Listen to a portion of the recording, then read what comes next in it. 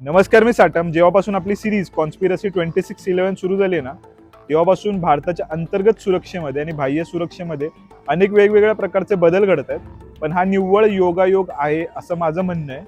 बाकी तर्क कुठलाही लावू नका, कारण त्यामध्ये कुठलंही तथ्य नसेल. आणि तुम्हाला माहिती असेल, बाह्य सुरक्षेच्या बाबतीत बोलायचं झालं तर रेड फोर्टचा ब्लास्ट, पण त्याच वेळेला अंतर्गत सुरक्षेच्या बाबतीत एक इंटरेस्टिंग ट्विस्ट आज घडला. 18 नोव्हेंबर 2025 आजचा दिवस. सकाळी एक इंटरेस्टिंग न्यूज आली. कन्फर्मेशन व्हायला आत्तापर्यंतचा वेळ गेला, त्यामुळे ह्या व्हिडिओ बरोबर मी ती लाईन अप केली आहे न्यूज. ते म्हणजे नक्सल कमांडर आणि नक्सल संघटनेचा खूप मोठा चेहरा राष्ट्रीय आणि आंतरराष्ट्रीय पातळीवरचा, म्हणजेच माडवी हिडमा याचा पोलीस चकमकीमध्ये मृत्यू झालेला आहे. बघा, आता जवळपास 95% ते 97% नक्षलवाद हा संपलेला आहे. त्याचबरोबर अजून एक बातमी आहे, ती म्हणजे 3 बिग्स ऑफ नक्षल, 3 मोठे नेते आहेत ना सध्या भारताच्या नक्षलवादामध्ये, त्यापैकी एकाला अटक झालेली आहे. आता तो नक्की नेता कुठला आहे आणि ही बातमी खरी आहे की नाही त्याबद्दलचं कन्फर्मेशन येईलच.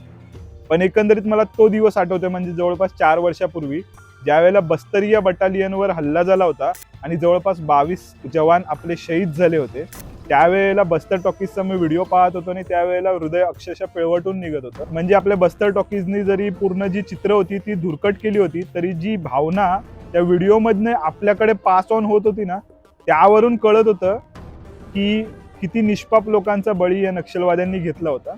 आणि आज त्या गोष्टीचा अंत झालाय. म्हणजे माडवी हिडमाचा मृत्यू झालेला आहे, त्याबरोबर त्याची पत्नी म्हणजे राजे हिचा सुद्धा मृत्यू झालेला आहे. आता बघणं खरं इंटरेस्टिंग असेल, जी कट ऑफ लाईन दिलेली आपल्या गृहमंत्र्यांनी, ती म्हणजे 31 मार्च 2026 पर्यंत एकंदरीत नक्षलवाद पूर्ण संपवायचा आहे.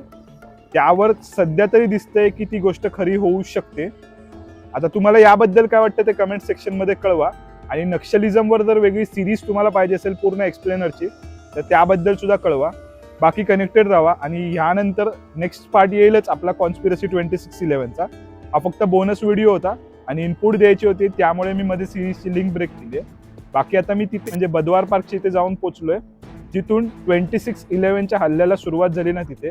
म्हणजे कसाब ज्या वेळेला पहिल्यांदा मुंबईमध्ये आला ना, त्यावेळेला तो कुठे उतरला ना, त्या जागेवर मी जाऊन पोहोचलोय. आता तिथून पूर्ण लाईव्ह ॲक्शन सुरू होईल, तर त्यासाठी कनेक्टेड राहा. लाईक, शेअर, सबस्क्राईब, फॉलो करा. बाकी हर हर महादेव.